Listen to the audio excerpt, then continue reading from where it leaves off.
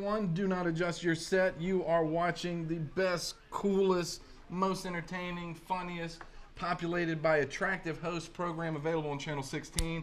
It is Beers and Beards. We are totally unscripted, talking all kinds of cool stuff you guys are into, just like us. Football, wrestling, comics, Walking Dead, movies. comics.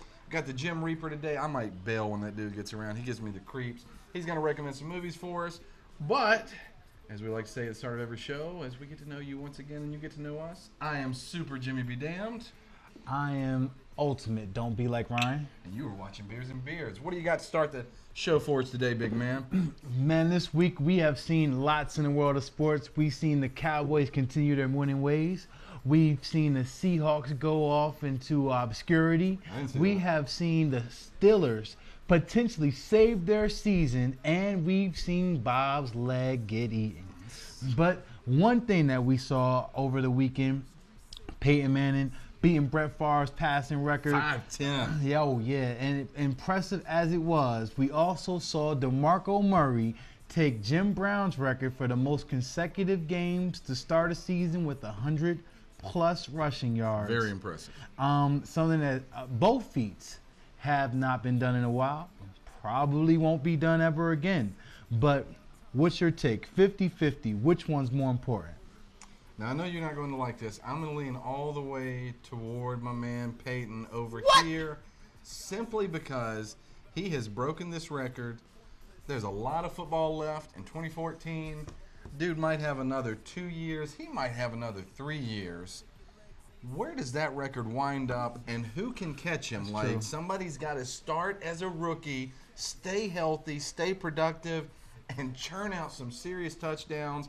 I'm going to go all Peyton. Now, I'm going to say that at the end of the year, if your boy can go ahead and top Eric Dickerson as well as Jim Brown, then we got another discussion to have. Right now, as impressive as DeMarco has been, I'm going with Peyton and 5'10", just because I don't know where that number is going to wind up. Now, you know, obviously 600, who knows, man? Obviously, I'm going the opposite way. I think with DeMarco Murray hasn't been done since Jim Brown. It's a record, one of those records that people don't even expect nobody to break season to season. I think for a while people seen that Peyton Manning was slowly approaching this record, even last season, slowly approaching the record, and he finally got it. Kudos to Peyton. I'm being a homer. I'm going 100% DeMarco Murray, but speaking of homers, my next question involves what I'm dubbing the Seahawkalypse. Protect yourself. I'm telling you right now, we called it on the show. I said that the Seahawks would never, ever be the same again. And what we got going on is Percy Harvin got sent from the Seahawks to the New York Jets in a midweek trade. Surprised the entire NFL football nation. Shocked me. First question I'm going to ask, especially considering that you guys just took a L to the division rival St. Louis Rams, are the Seattle Seahawks, by virtue of trading Percy Harvin, packing it in this season? No, what the hell is going on over there? They think it's addition by subtraction. It looked like it in the second half. The passing game has not looked better this season. Kick returns, different story. I do still think 500 team, a lot of football left to be played. Offense, as much as the defense has faltered this year, has been a revelation. True. Seattle is okay. True. They think they got better by shipping Percy away. I'm not 100% sure, but we're going to find out, and I still like their chances, even if it was a bit of a downgrade. Well, then let's flip the coin to the other side of that trade. The Jets get Percy Harvin. Do you think that the Jets, who have been ridiculed all year long, including the offseason, for the lack of moves that they made, do you think that the Jets have done enough to win this, or excuse me, done enough to convince their fans that they want to win this year? They're better on paper. Okay, I've said a couple of times this week, as much as Seattle fans may miss Percy, Geno Smith will miss him more. I just don't know with that passing game if it's going to be a whole lot different. Supposedly Percy wants more action in the passing game, and when I look at Geno Smith at quarterback, I think that if the Jets are going to make him into a playmaker, they got to do the same stuff. They got to run sweeps, stunts, gadgets. I still don't know if he is going to be a big-time player like he wants to be apparently in the passing game. And if all the other off-the-field stuff is true, man, I don't know if Geno's the guy, dealing with everything else he's dealing with right now. I don't know if he needs that in the locker room. So better on paper, Should get some more firepower out of Percy on offense. As far as what it does or doesn't do for the Jets, man, it's the Jets. I just don't know. Well, according to my sources, Percy Harvin is right now at the moment asking Geno Smith to give him the damn ball. Probably. And at least also, he hasn't hit anybody yet. Well, and that's great for Rex Ryan. And also, according to my sources, we're about to take a quick commercial break, but we will be right back afterwards with our Who You Got segment. And I'm going to ask Jimmy the eternal question. Who you got? Guys, Waterfront IPA is the beer we're drinking today. Football, Hell in a Cell, Walking Dead, Jim Reaper. Stay with us. You're watching Beers and Beards. Know it.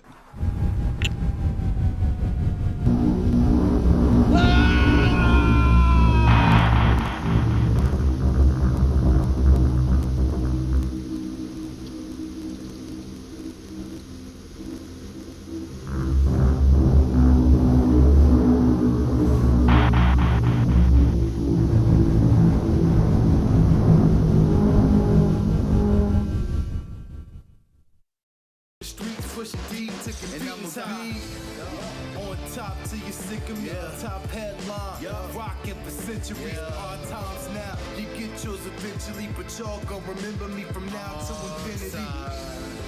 On top till you sick of me. Top headline, rockin' for centuries. Hard times now, you get yours eventually, but y'all gon' remember me.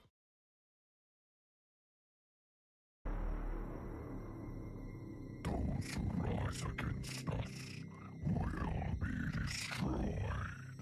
Those who have achieved an elevated existence, raise your fists.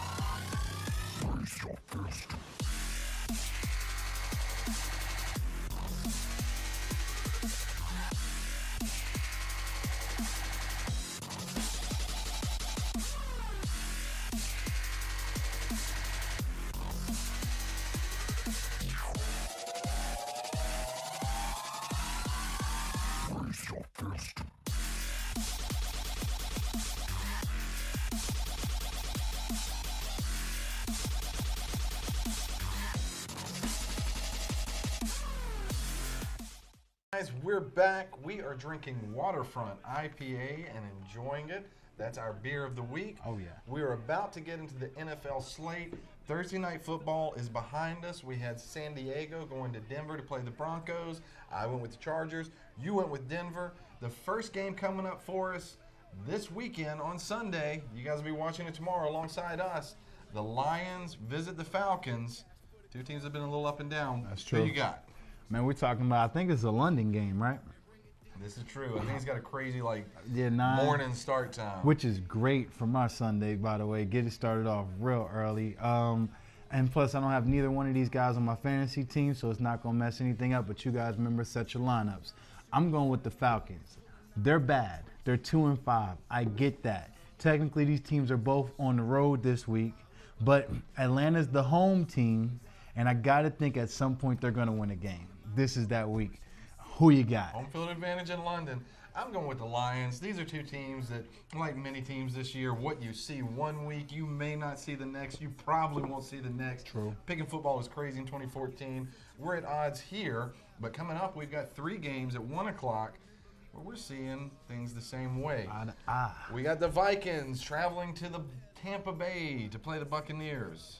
I'm going Buccaneers. You are too. Next. First time we picked them this year, I believe. Buffalo goes to New Jersey to play the Jets with Percy Harvin. Does he make a difference? I think this week, not much, but just enough of a difference. We're both going Jets. What about you? Next. No running backs healthy for the Bills. Chicago goes to New England to play the Patriots. Talk about a team we can't figure out this year. That's Chicago. Are you rolling with them against Tom and Bill? And you know something? It would be so great if John Reinhold heard us say that we were going to back his Bears, but unfortunately, Bears suck. Yeah, I said it. The Bears Next. There's money on the table. Reinhold isn't picking the Bears this week. Oh, We've no. got the Seattle Seahawks going to Carolina to play the Panthers. These are two teams that a lot of people thought were playoff, not just pretenders or might make it, but contenders. One of them will have a losing record. They're both 3-3.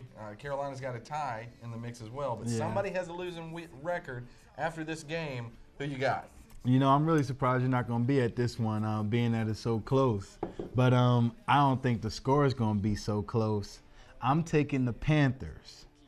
Even though they don't have no running backs, even though they might not have a stud at receiver this week, I'm still taking the Panthers. Yeah, mostly because I'm smelling the Seahawkalypse. And we seen it the first week with the Dallas Cowboys, and if I'd have said it then, which I did call technically I called it the Seahawk Apocalypse, and you coined the Seahawkalypse. Yep. But realistically, we're talking about a Seahawks team without Percy Harvin. We're talking about a Seahawks team that looks shaky on defense. And we're talking about a Seahawks team that if they don't get back to what made them the Seahawks, which is essentially running the ball, this week they're going to get run all over on. Jimmy, do I got to ask? I've been to Carolina the past 2 seasons to see Seattle play there and win by less than a touchdown. 2 close defensive games. Yep. But these are both teams that have kind of lost their way on defense. Our problems we've discussed in depth. Carolina just to me seems like they're just really missing Greg Hardy. Yeah. I'm going with Seattle, and I think we might actually get a bigger point spread this time because I think we can put some points on the board. Carolina's struggling to find playmakers right now, so I take the Hawks. No surprise there. There's no Seahawkalypse. I'm still a believer. We've got a lot more NFL action to pick coming back from the break. We've got wrestling. We've got The Walking Dead. Jim Reaper's in the house. We're drinking beer. We're having fun. You stick with us, guys. You know it.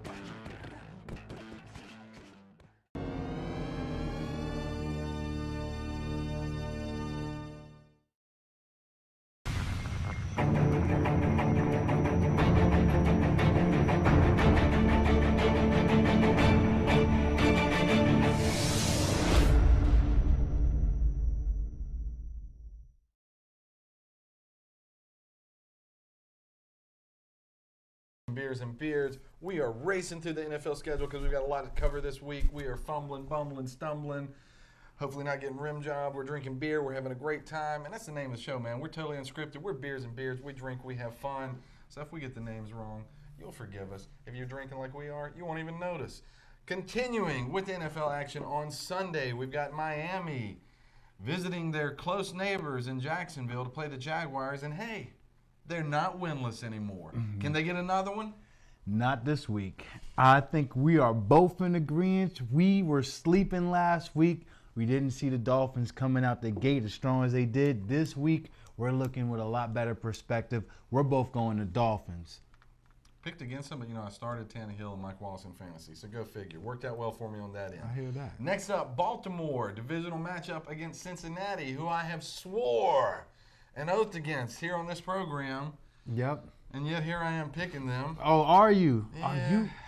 Are you flip-flopping? It's not in prime time. It's not a playoff game. That's true. So that But that it's helps. against a playoff team, a perennial playoff team. Perennial, I don't know about this year. I'm still not buying it, man. Listen, they're bro, looking sharp, though. And I'm going Flacco, to tell you making right now, waves. in that division, the Ravens are the most likely team to win that division. They're consistent on offense.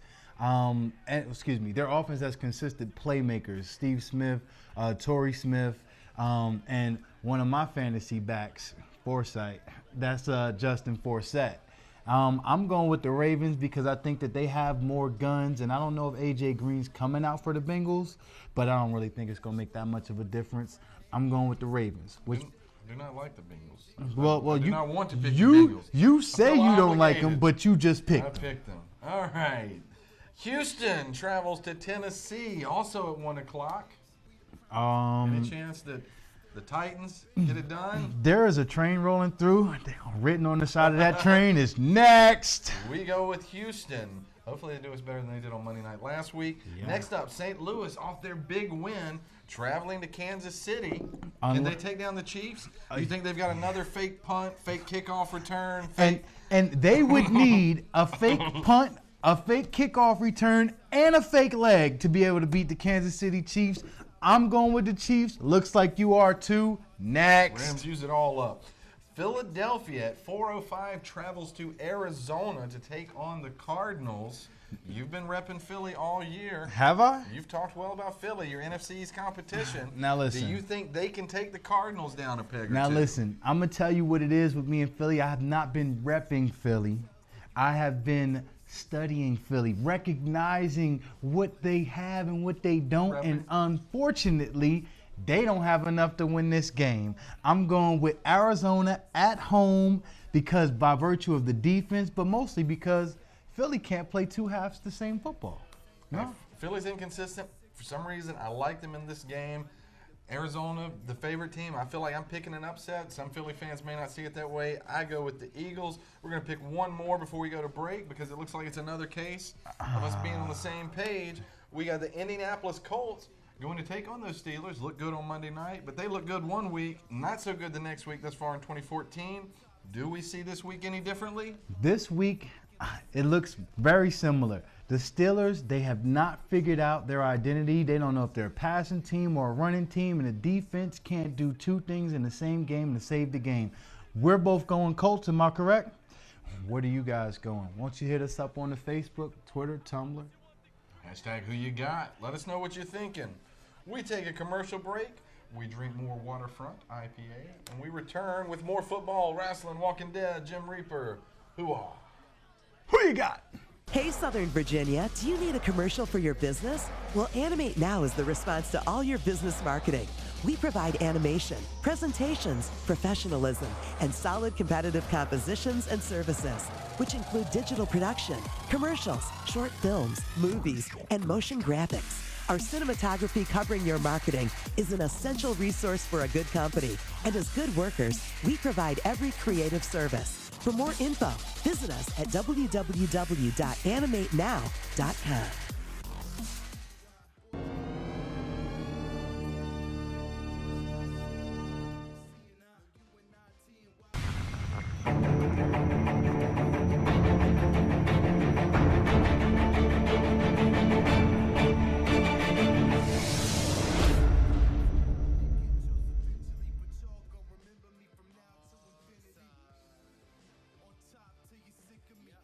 You are still watching Beers and Beards. A few more NFL games to pick for you. We're still at 4:25 on Sunday. We've got the Oakland Raiders looking for that breakthrough. Does it happen in Cleveland when they face the Browns? And you know something? The Raiders have come out competitively. If there's a game that they could win, it may be this week, but I forgot. We're talking about those Believeland Browns. They let us down last week. At least they let me down.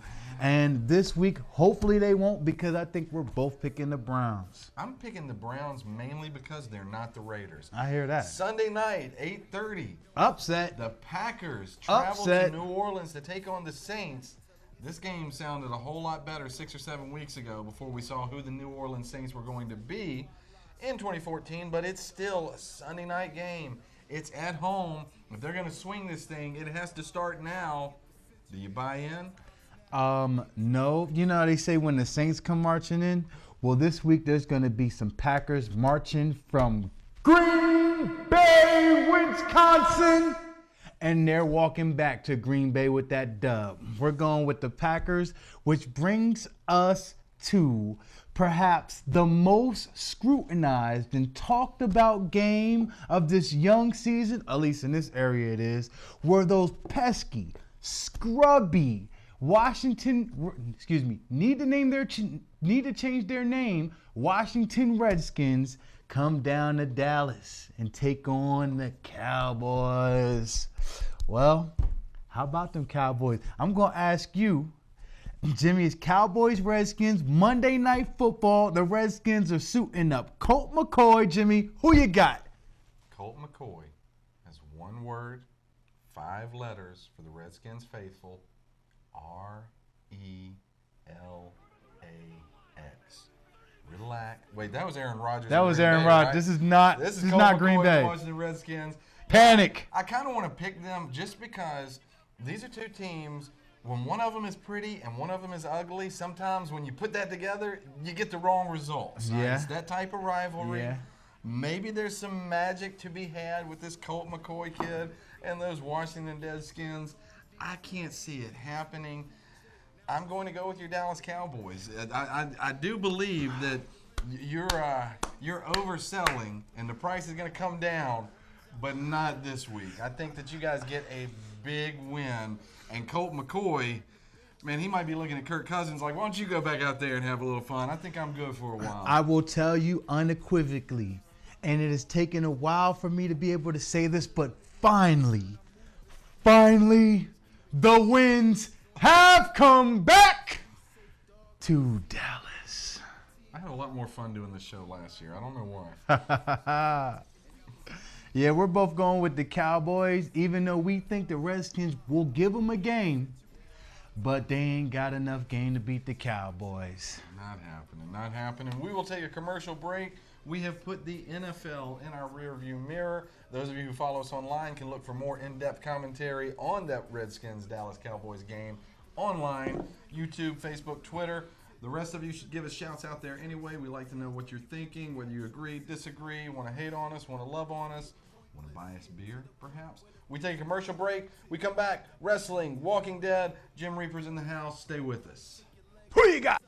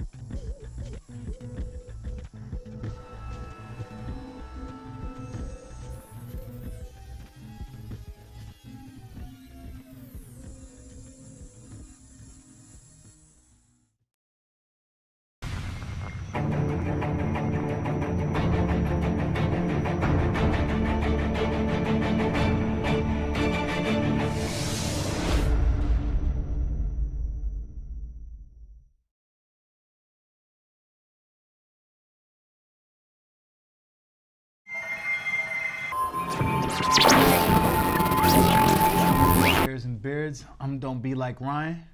I am the Jim Reaper.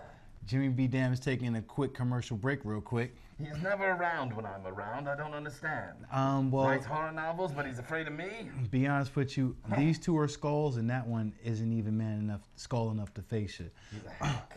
We are talking The Walking Dead. You're all the Walking Dead to me. I'm sure that you guys loved the show and checked it out last week like we did. It's one of the Jim Reaper's favorite shows. But pretty much anything dead is one of Jim Reaper's favorite shows. But Jim Reaper, let's get right down into it. The Walking Dead, good episode. But what are the 3 things you walked away from it with? 3 things. 1, I've been very worried about poor little Miss Elizabeth. I've sat up nights wondering, what happened to the girl? Where is she? Kind of hope she's dead. Maybe we'll find out before long because Daryl and Carol are on the case. Daryl and Carol. Rhymes, both badasses. I like it. I want to see where it's going. Father Gabriel. He's a man of the cloth. He can't be trusted. 3 out of every 4 of them are no good. We need to be done with him. Rick and the gang need to move on. Trust me on this. I've seen it happen 1,000,001 times. Finally, cannibalism. Hooray! Cannibalism is great for network television or any type of television as far as I'm concerned. And I thought that the most moving moment of the show had me giggling, reaching for the Kleenex, was when Bob saw them eating his own leg. It was absolutely disgusting and as such, totally beautiful. Cannibalism. And you know, we called it last week here on the show. Well, not me and you, but me and Jimmy B. Dam, who's on commercial break at the moment. We called it. We said, Bob watch. Walking Dead, there can't be 2 black guys on the show at the same time. So it looks like Bob's on his way out, coincidentally, when Father Gabriel shows up. But we still got Tyrese. So my bet is we shouldn't trust Father Gabriel. Tyrese is a big softy, by the way. He can be a softy, but he will last on the show, probably because of that. Father Gabriel, I don't trust him. I don't see him lasting long. Bob, I'm pretty sure the cap on it is next episode. He's kaputs. But we love The Walking Dead. We love talking The Walking Dead. We love tweeting The Walking Dead. Won't you hit us up on the Twitter at Don't Be Like Ryan? I don't think he has Twitter, but I'm pretty sure you're not going to be wanting to send 140 characters that way. Hit my boy up, Jimmy B. Dam, and also hit us up at Beers and Beards. We got souls to steal. We don't have time for Twitter.